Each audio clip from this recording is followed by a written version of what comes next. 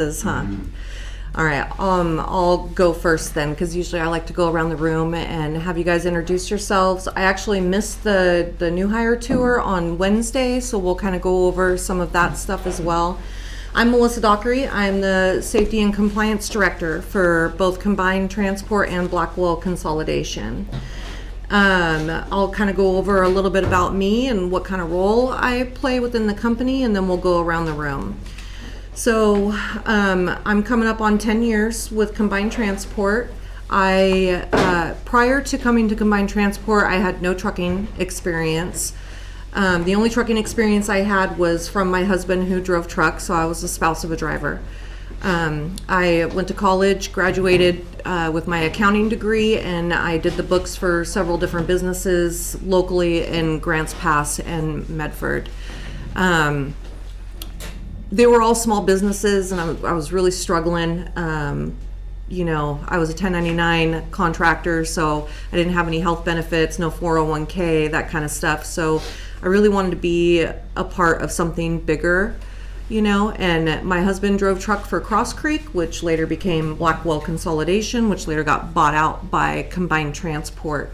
So, you know, my husband went from being a really angry truck driver.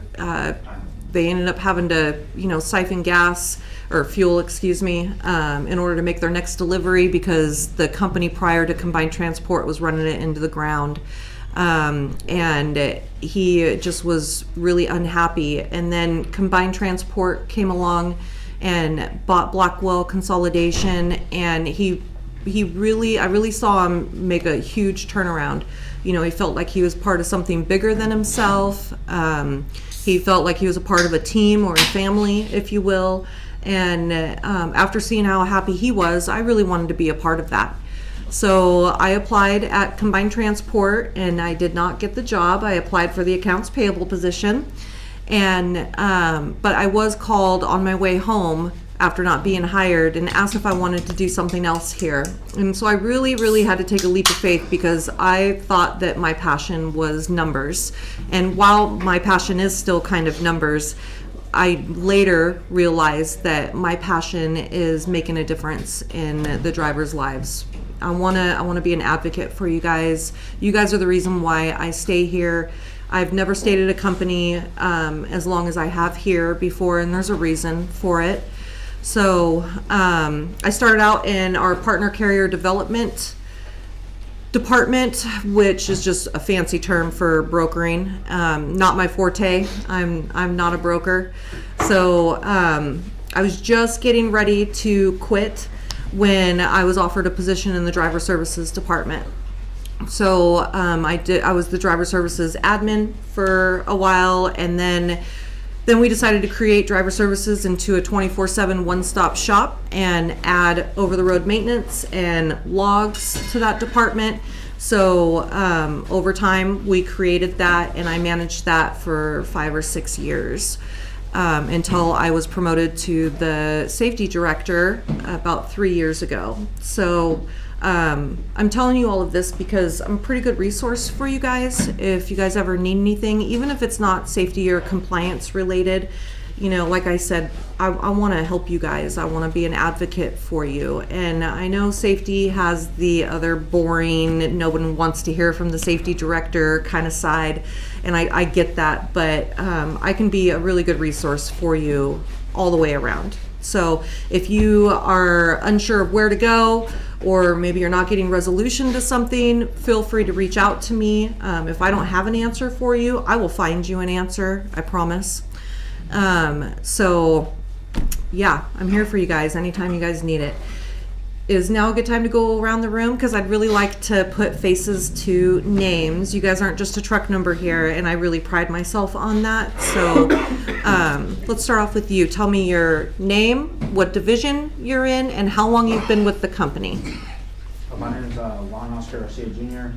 I just started, and Blackwell, and how long I've been with the company? I guess since 2 days ago. Okay, yeah. Well, whether you've been here for 2 days or you've been here for, 10 years or a million years, everybody has something to contribute. So I appreciate that. Are you going into reefer or? Reefer. Okay. Were you a student or did you have experience? Student. Student. Awesome. Okay. Matt Davis. I'm going into Blackwell Reefer. I'm a local boy. I'm from here, Okay. from Medford. I've been here since 2 days ago. Brand Okay. new student driver. All right. Awesome. I love it when we have students. Alan here, everybody calls me Pork Chop. I've been here for grand total of just over 11 years. I'm in the heavy haul division, but I've been trained on every trailer combination that combined Blackwell has.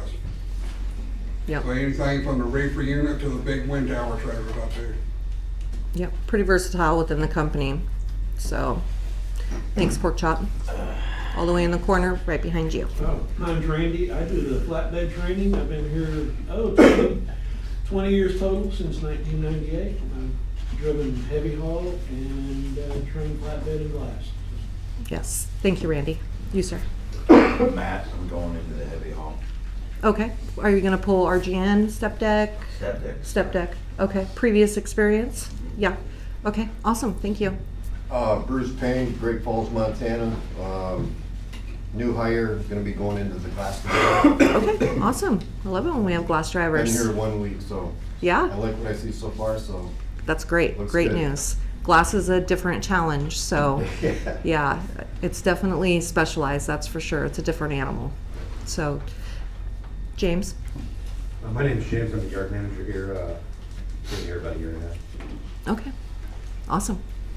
My name is Rick Love. I'm the supervisor for training and inspections. I've been here since '07. Okay. My name is Edgar. I'm from Fresno, California, and I'm a new student driver. Okay. Awesome. My name is Hyman, or Jamie, whatever is easiest to remember. I'm from Lubbock, Texas, and I'm in glass division. Which do you prefer? Honestly, I'm fine with either. It's just Okay. if you murder my name, Jamie. Just- Okay, if you yeah. murder my name, Yeah. which I have a habit of doing, so thank you for the alternative option. And you're going into glass as well? Yes, ma'am. Awesome. Yep. Yeah. What made you want to choose glass, just out of curiosity? Well, it seemed like it was routine, or not a routine, but just a lot of structure. It is, And yes. I like that. Yeah. I'm a process-oriented Yeah. person as well, so. And it just, it's glass. You got to be extra careful. Yes. You can't just, so yeah, that's. Yeah, and it's pretty labor intensive, and so if you're up for a good labor Yeah, intensive that was challenge another reason. and remembering all the steps and Yeah. all of that, yeah. So, all right. Tyler, I do marketing. I've been here for 8 months now. Wow. It's come by quick. Yeah, awesome. I'm Jared, I'm the orientation instructor. And I've been here, I'll be here a year next month. Okay. Well, time flies when you're having fun. Right. So one of the reasons why I like to, name division, how long you been here? Anthony Shanklin, I've been here a month. I'm the new flatbed student. Okay, Anthony's awesome. our first flatbed student that we've taken on in this company. Okay. And he's really doing a good job for us. Good, It's welcome. exciting times. That's real exciting news. So one of the reasons why I like to go around the room, besides to get to know who you are, put a face to the name, because you guys aren't just a truck number here, is, we record live, as you can see, the microphone and the camera. We do that because we post it on Facebook. That way, for the drivers who are unable to be in the yard and attend in person, they can watch, and they can also watch it later as well. Tyler, do we still add all of the recordings to our website as well? Not necessarily to our website, but each one of them are on our YouTube channel. They're on our YouTube channel now, so the Facebook Live thing is a little bit new for me. So, yep, Facebook Live and a YouTube channel for future reference. And it's a good way to keep up on, what's going on. Every week it's usually somebody different, and each one of the managers or staff members that do this meeting have something different to bring to the table and add different value. So it's always good to tune in, even if it's not your division, because, you want to be well-rounded within the company. All right, so I missed y'all on Wednesday, so I kind of want to go over safety and compliance. So let's see, where do I want to start at? Okay, does everybody know what CSA is? No? Does everybody know what FMCSA is? Yeah, so FMCSA is the federal entity that regulates the trucking industry, right? So that's where all of the regulations come from. That's, you know, all of your hours of service, your vehicle maintenance, all that stuff comes from. So FMCSA decided a while back, a long time ago, that they needed a measuring and accountability system for motor carriers and drivers, and that's how they say if we're a safe motor carrier or if you're a safe driver, is based on your CSA points. Okay, so when you when you go through a port of entry or scale house, and let's say you get violations, like maybe your brakes were bad, or I don't know, you were outside of your hours of service. Anytime you receive an inspection form and there's a violation listed on there, there are CSA points associated with that violation, okay? So one of the biggest misconceptions throughout the industry as far as the drivers are concerned is that only the drivers get CSA points. That is not true. Motor carriers get CSA points as well. And they've broken it down into different categories, which are subject to change in the next year or so. But as of right now, the categories are driver fitness. Can anybody tell me what goes into driver fitness? So making sure your CDLs are up to date, your med card doesn't expire, making sure that your med cards are certified with the DMV where your license is issued out of. If you have restrictions on your license, such as corrective lenses, making sure that you are wearing those while you're operating the commercial vehicle, all of that goes into the driver fitness category. So driver fitness, there's hours of service, making sure that you stay within your allotted time, that your allowable drive time, right? Your 11 hours and then your 14-hour clock, all of that. Make sure you take your break, your 30-minute break if you're not over-dimensional within 8 hours of being on duty. So all of that falls under the hours of service category. Then you have vehicle maintenance. So making sure that you don't have any DOT violations with your truck or your trailer, cargo securement is good, your brakes aren't out of adjustment, stuff like that. Okay, lights are not, they're all working, all that good stuff. So driver fitness, hours of service, vehicle maintenance, and then you have controlled substance and alcohol. So don't do drugs and drink and drive, right? You guys are federally regulated, so marijuana is not even allowed. And we do not allow alcohol in the cab of the truck either, right?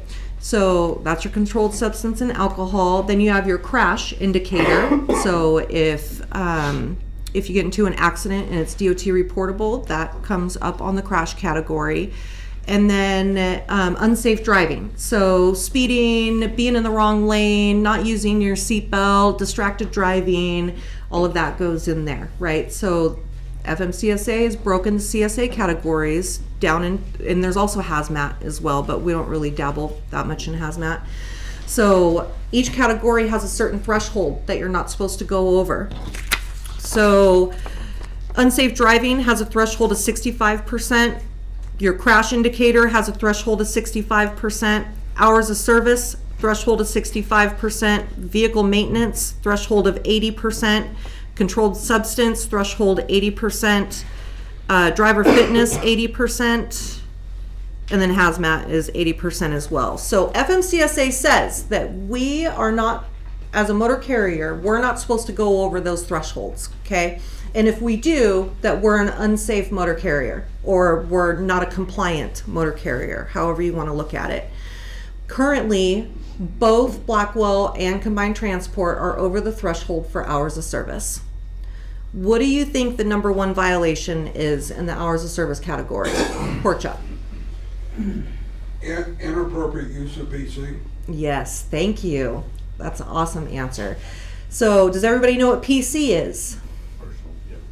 What is it? Conveyance. Personal conveyance. That's right. And so are we supposed to use personal conveyance to advance the load? No. Are we supposed to use personal conveyance to go take a random drug test? No. No. Okay, so personal conveyance is only supposed to be used for personal reasons. So if you need to go to the grocery store and get groceries, stuff like that. We allow 45 miles of personal conveyance a day, and that's not really a hard line or anything. It's just kind of tribal knowledge. But if you're going to go over the 45 miles, we ask that you contact driver services and let them know. But make sure that you're utilizing personal conveyance for personal reasons. It should not be anything to do that will benefit the company, right? So whether you're going to a shop, whether you're going to take a random drug test, anything that you're supposed to be on duty for, you need to be on duty for. Personal conveyance is off-duty driving, okay? So the drivers are using personal conveyance to advance the loads or to go to their pickup because they think that they're going to make more money if they do that. And I will tell you, some of our top earners last year did not incorrectly use personal conveyance, and they made a lot of money. So you do not have to use personal conveyance in order to make money. Has the federal government made it difficult for you guys to operate? Yeah, because you only have your 11 and 14 hour clock. You got to take a break here. You got to do this. You got to do that, right? But it is possible to make money without using it. And it is our number one violation. I cannot stress to you guys enough. We got to get it to stop. So what do you think happens when we're over the threshold for a CSA category? Didn't it make you more likely to get an inspection or stuff like that? Yes. So the company I was with before, they had a bad one, so every time I'd go to a weigh station. Yeah, so when we were over on several categories, we had a really, really high pull-in rate. So FMCSA gives you what's called an ISS score, and that ISS score tells the port of entries if you need to have a high pull-in rate, and it varies state by state, right? So right now our pull-in rate's not that bad, but it is affecting it. So you guys need to be on the up and up all the time. What else do you think happens besides our pull-in rate increasing? Insurance, maybe? I don't know. Cost of Insurance, yeah. Actually, that's a really good point. So it does affect our rates with insurance. Do you think it affects our ability to get contracts with customers? Absolutely. In fact, being under the threshold for all of the CSA categories is part of some of our customer contracts. So luckily we have a really good relationship with our customers, so we haven't seen it affect anything like that yet. There's one more thing that it affects. What do you think it is? Yes. Your career. You get too many CSA points, you can't get a job because you're not insurable. Sure, as far as the driver is concerned, yeah. So, I mean, motor carriers look at your CSA points. Yes, James? It affects the money we make. How so? Because we get tickets. Yes. And the company gets tickets, so not only is the company losing money, but we're also losing money. We're losing our own personal money. Yep, and every time we get pulled in for an inspection, it's lost money, right? So, yeah.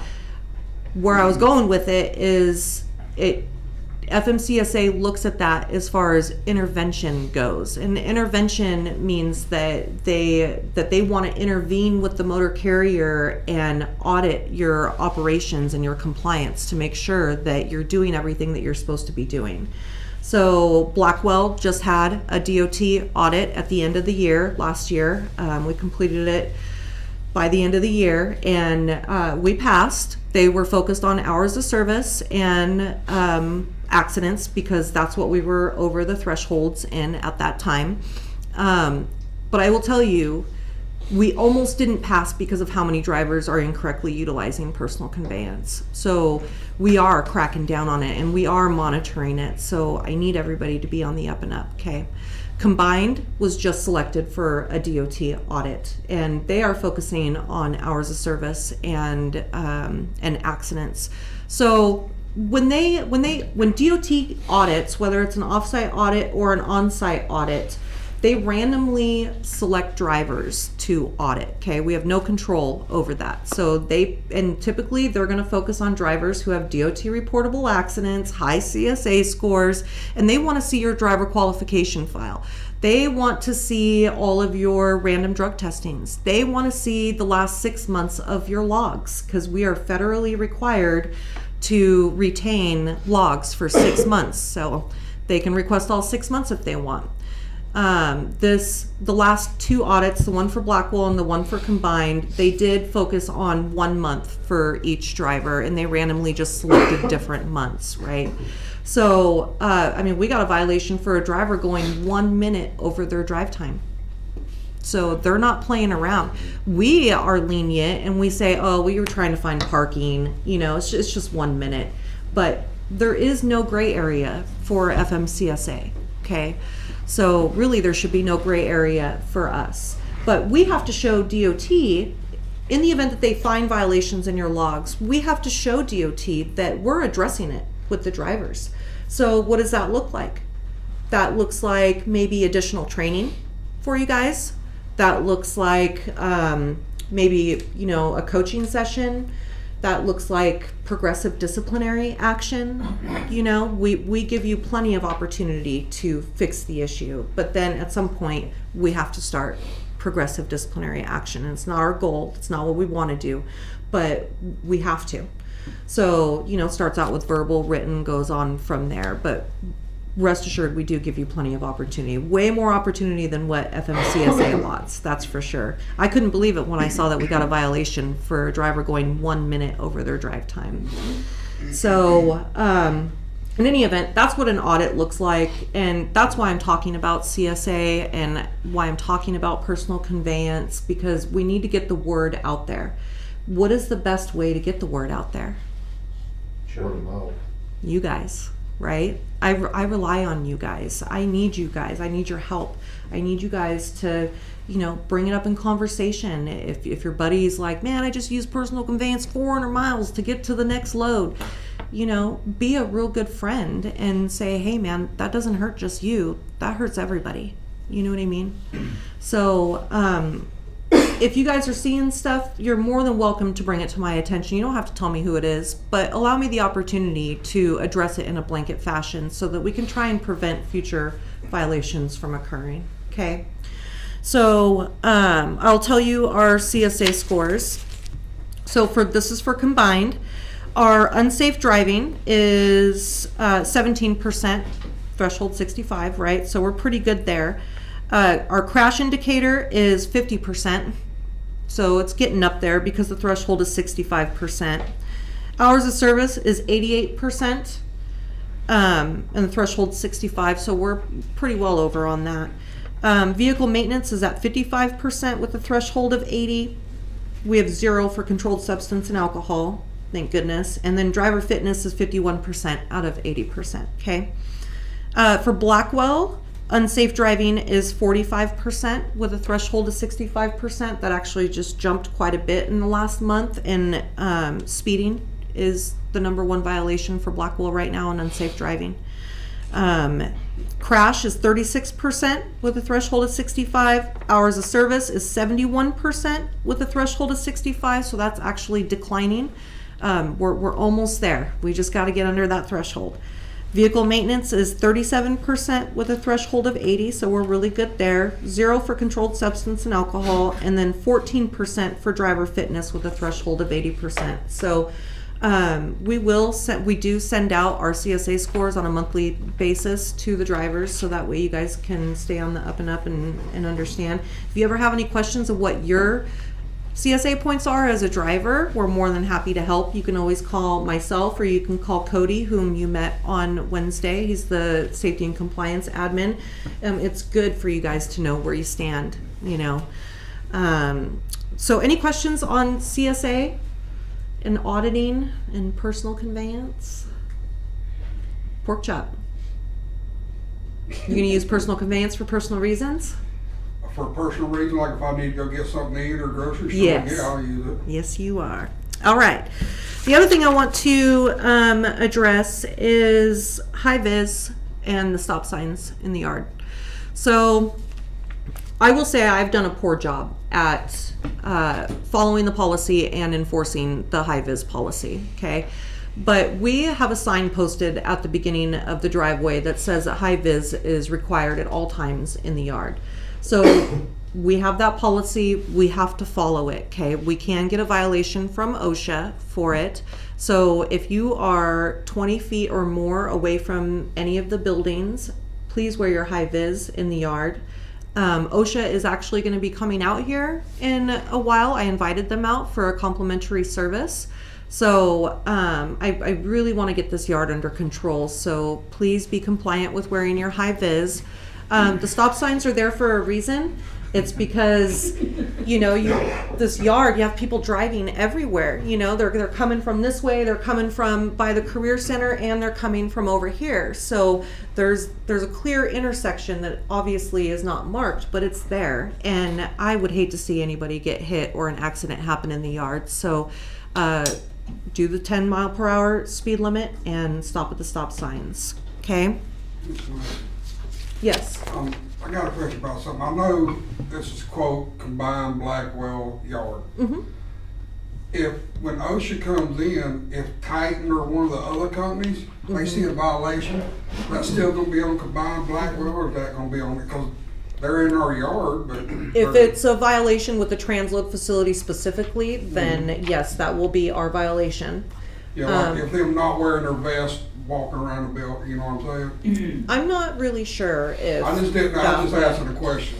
Well, and because we're inviting OSHA out for a complimentary service, it's more educational, and they don't hand out violations. Okay. It's so that we can learn and make sure that Make we're corrections compliant. as necessary. Yeah. Okay. Yes, James. I could address Titan and McDonald's and ask them to do that.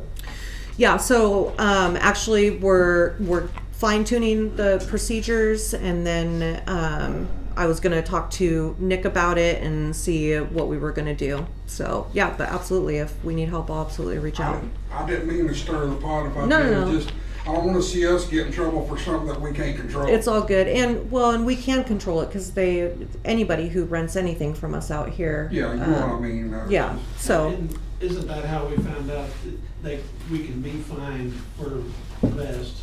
Was through a comprehensive inspection a couple of years ago, wasn't it? When they told us that, hey, you got the policy, we can fine you if we come on here. Yeah, because for there people not were, wearing the vest. it was drivers who were not wearing the vest out in the yard, and they said because we have the policy, and we're not going to get rid of that policy. So because we have a sign posted, then yes. What is the percentage of the high vis that you have to wear?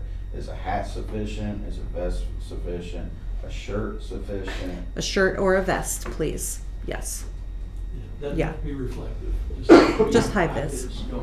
Orange, That's a really good question. Thank you for asking that. I should probably define that in my procedure. I didn't think about that. I get most of my ideas from you guys, so I really usually appreciate wear a it. hat in a yard that's high vis. Yeah. Nobody's ever defined it. Yeah. Well, shirt or vest preferably, please. So, all right. Any other questions on that? Yes, Rick. And one other thing we probably ought to add about the stop sign, high vis, Mhm. headlights on all trucks coming in and out of the yard place. And the reason is, we just came finishing up winter, I think. But I know that we have dust storms coming up because this is a dirt lot out here. We try to keep it watered. Mhm. When it gets up, we get some pretty good dust storms Yeah, here. we do. So I need to see headlights on in the yard. all They look like trucks. little dust tornadoes. Oh, they're pretty nice. Yeah. Too, I think. So, Yeah. Thank you. All right. The next thing I want to go over is Infinity. So Infinity is our learning management system, and when you said insurance is affected by CSA scores, you're absolutely right, because we in June of last year received an increase in our insurance premiums, and it was 18% increase. Do the math on $1.6 million. That's a lot of freaking money, right? So, it's a lot of money. So they told me that they would lower that increase in premium if we could come up with a new safety initiative because of our CSA scores. All So right, Melissa, we got a load we got to take care of. that's okay. I'd rather you do it out there. I lost my train of thought.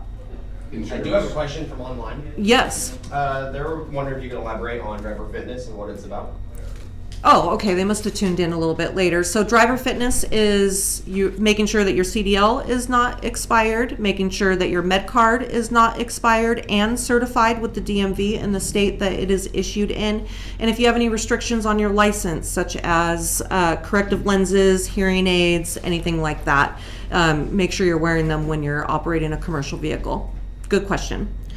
Okay, so safety initiative, insurance, because of CSA scores. So I did some research, and it's becoming pretty standard in the trucking industry, and that is learning management systems. It's an application or an online version that you can sign into, and we assign videos every month, and you take a short little multiple choice quiz at the end.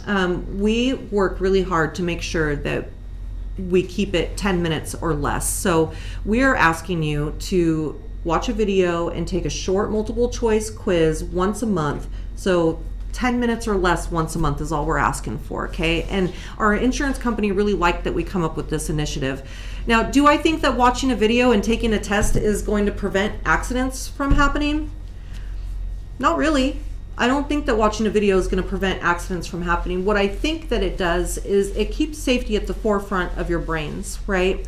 Because as human nature and human beings, we have a tendency to get complacent and comfortable. You know, when you start working somewhere, you're really fresh, you're eager, you want to do the best that you can do, but after you get comfortable with the job, we as human beings start to get a little lax, right? So I'm hoping that these videos will help, I don't know, rejuvenate, refresh, and it's either on something safety related or something compliance related. Sometimes we upload our own videos. We were having a difficult time with drivers, and we still are, with certifying your logs within the 24-hour period that FMCSA requires. So we did step-by-step tutorial on video, and Tyler edited it and we put it on Infinity and made that one of the lessons. So sometimes the lessons are on a reactionary basis, but sometimes they're on a proactive basis. We usually get most of our ideas from the drivers, but when we don't, we vote on it in the safety committee meeting. We try to make it relevant to what's happening. So please be compliant with the Infinity system. It is mandatory. We have about 11 drivers that have failed to do all of the Infinity lessons since June. So effective the beginning of next month, we're going to start taking performance bonuses from drivers who are not compliant, okay? Because we have to have 100% compliance for our insurance companies. And we have to have 100% compliance because in the event, God forbid, that you get into an accident and there's injury involved, we have to turn everything over to the plaintiff attorneys. And once they realize that we have a learning management system, they're going to want that too. And if you don't, if you have lessons assigned to you and you don't take that, and you're the one who got involved in the accident, they're going to try and prove negligence. They're going to say, well, that driver didn't even care to take your safety training. That's a negligent driver. You're employing a negligent driver. So we have to have 100% compliance. Our goal is not to take performance bonuses. I want this to be a positive tool for you guys, but it is mandatory, okay? Did they already do their first? They did. They did? All right, awesome. Miss Melissa. Yes, per child.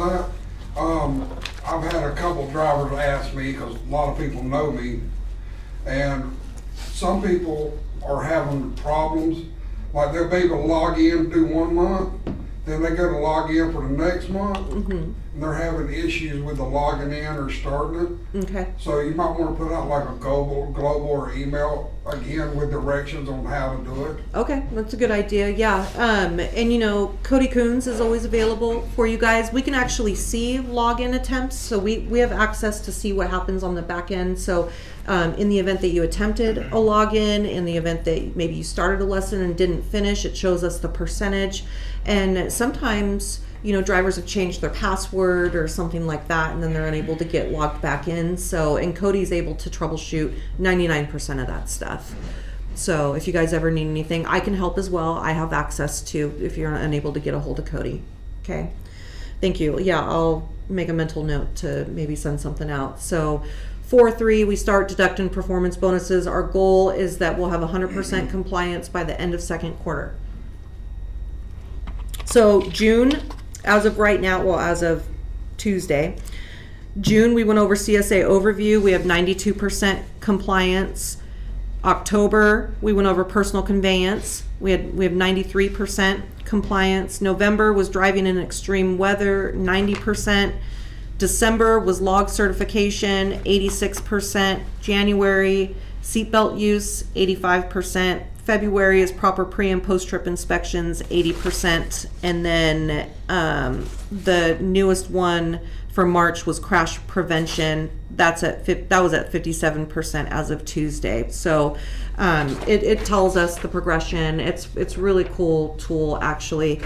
It sounds kind of cheesy watching a video and taking a test, but it really has been helping. So safety. How can we be more safe over the road? Planning Anything. the trip, right? Trip planning, yes. Not a lot of people say trip planning for safety. Why does that help you be more safe? For me personally, what I see it is, you know where you're going, you know where your stops, you know what I mean, you know your route, you know, I mean, Yeah. that's why I did it, you know, because I hate driving Yep. at night or anything like that, so I would plan it, so I knew I'd have park in the safe Absolutely. spot and stuff like that. I highly recommend it. Yeah. What else can we do to be safe? Just use common sense. Mm-hmm. You know how to drive safe, so make sure you do it. Yep. On top of what he said. Yep. Plan your route. Yep. Beforehand, and Those are all good things. What else? Slow down, focus. Slow down and focus. Be aware of your surroundings. What about fatigue driving? Yuck. Yeah. No excuse for that, right? If you guys are tired, find a safe place to pull over, and if it's going to affect the load, communicate with dispatcher driver services, allow them the opportunity to reschedule so that we don't have a service failure, right? But we don't want you driving tired, okay? What about proper pre and post trip inspections? Yeah. Does that help you be more safe? That's like, yeah. Should Yeah. be along with primary, yeah. Yep. So extremely important. Randy, why is pre and post trip inspections, doing them properly, help you be more safe over the road? Also, you can catch stuff that might occur that happened during the course of the day. Mm-hmm. So a lot can happen in 700 or 600 miles, Mhm. 11 hours of driving that weren't present when you started that day. Yep. And so it's extremely important that you're aware of your equipment and how it's operating. Yes. Catch small problems before they become bigger problems, right? If you catch the small problems before they become bigger problems, then, I mean, if you don't catch the smaller problems before they become bigger problems, they become more expensive, right? Cost the company more money.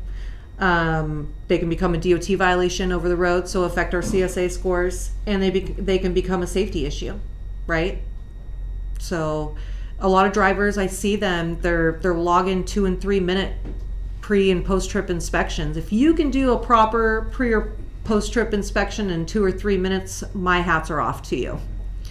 So if you can show DOT that you can do it in 2 or 3 minutes, my hats are off to you. You better be able to prove it. Yes, poor Chuck. Something that I've had people ask me, because, I've been here forever. Mm-hmm. Sometimes you can probably see it on your end, but when you log in and go to the driver, or when you go to on duty and hit inspections, Mm-hmm. and people hit okay, I've seen a lot of people actually forgetting to hit the new, intermediate, or post. Mm-hmm. They're just hitting that button there, oh, it's on duty, not driving. Well, what are you doing? Yeah. Yeah, we do see that quite often. Another thing that we see as far as the logs are concerned is not adding the information into the ELD, like the general form and manner stuff. What trailer you have, shipping info, stuff like that. That's important. And those are really easy violations to avoid, So yeah, proper pre and post trip inspections, extremely important. I cannot stress that enough. Let's see, what else do we want to talk about? Can I add something to Yes, that? please, Randy. Distractions. Reduce your distractions. Yes. Driving really, really cool trucks now, as opposed to back in the day where you had to pay a lot more attention to what you're doing. Yeah. Now it's a lot easier, and it is easy to get distracted listening to the radio, thinking about a phone call you just had, thinking about a phone call you might have. Yeah. The focus should be on what you're doing, task at hand. Something that I see often is you're in bad weather, I see drivers posting videos while they're driving down the road in bad weather to show everybody how bad of weather you're in and posting it on Facebook. And it's our drivers that's doing it. well, it's industry wide, you know. Let's think about the bigger picture as far as that's concerned. So litigation is on the rise, right? You guys know what litigation is? Oh, yeah. Yeah. So everybody's looking to get that dollar, right, for nothing. So even if an accident is not your fault, they're coming after trucking companies, and they, more times than not, trucking companies are settling with them in order to keep it out of trial, right? Because they're afraid that they're going to lose even more money, even if they are doing everything correct. So let's say you're messing around and you take a video while you're driving of the bad weather, and then someone spins out in front of you and you T-bone them, and God forbid there's injuries or a fatality. There will be litigation proceedings brought against Combined or Blackwell Consolidation. And guess what happens? They're going to subpoena your phone records. And they're also going to look at all social networks, Facebook, you know, Instagram, Snapchat, whatever. They're gonna look at everything, because the plaintiff attorney's main goal is to prove that the motor carrier or the driver is negligent and unsafe, so that they can maximize the amount of money their client gets and that they get, right? So anything can happen at any point in time, right? So you're cruising along, you think it's a good day, you're taking a video, it's all smiles and laughs, and then your life changes in an instant. It's extremely important to think about the bigger picture, okay? Even little tiny fender benders, you know, no injuries reported at the time of the scene, no tow away. Weeks, months later, they're going and seeking medical treatment and saying that they were injured from the accident, right? I'm seeing it happen, and it's increasing industry-wide more and more as time goes on. So, like I said, they're trying to prove negligence. So they request everything that they can. Your driver qualification file, which has your whole DOT file in it, right? And then they request all of our handbooks and our policies and your logs and maintenance records on the truck and the trailer. And they want an ECM download, and they want any video footage associated with the dash cam that is in the tractor, right? And why do they request all of these things? Do you think that all of these things have to do with the accident? No. They want to see if motor carriers failed to check a box, you know, or missed a signature on a paper, or that the driver didn't renew his med cert for 2 months after it was, you know, expired, and the motor carrier didn't catch it. You know, they're looking for anything to prove, well, if you didn't do this, then you must be an unsafe motor carrier, right? So it's costing motor carriers a lot of money, okay? People are getting a lot of money from accidents. So it's extremely important that you guys stay on the up and up while you're out there and be the professional drivers that we hired you to be. Even when we become complacent and comfortable in what we do, you still have to be that professional driver that we rely on to deliver freight safely from point A to point B. Okay? Any questions? All right. I really appreciate you guys. And, you know, you said that you like what you see so far in orientation. Yep. I hear a lot of times from drivers that they're waiting for the other shoe to drop, that it all seems too good to be true. I'm here to tell you right now that we are a flawed company. We make mistakes, okay? But what I think sets us apart from other companies is that we own up to our mistakes and we learn from them, and then we move on, right? And then we make a different mistake, okay? It's when you make the same mistakes over and over again that they're no longer mistakes, okay? And you're not learning from them if you continue to make them. So, you know, we're a flawed company, and when we make mistakes, our expectation is that we own up to it, we learn from it, and then we move on. And that's the expectation for you guys as well. You know, it's not a matter of if you make a mistake, it's a matter of when you make a mistake, right? Because we're all human. So learn from them, communicate, And, you know, then we move on. Just because you make a mistake doesn't mean there's a target on your back for the rest of your tenure here, okay? So keep that in mind. You get out what you put in here. Does everybody know what that means? So if you are a driver that sleeps through your alarm every day and doesn't communicate with dispatch, and you don't care about the equipment that we assign to you, and you get a lot of CSA points, you're not going to make it here. I'm just here to tell you. But if you take pride in your equipment and what you do, and you communicate with dispatch, and you deliver freight safely from point A to point B, sky's the limit. You can do whatever you want.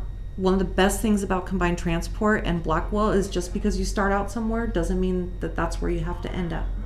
Okay? Look at Pork Chop. He's done everything here. He's done glass, reefer, general flatbed freight, RGN, step deck, and he's even delivered the huge wind towers.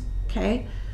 It's I've been with the wind towers. I've been up to 210 foot long and almost 200,000 pounds. yeah. So you get out what you put in here. Sky's the limit, I'm telling you. Okay? I'm going to end it on that note. Thank you guys. Thank you.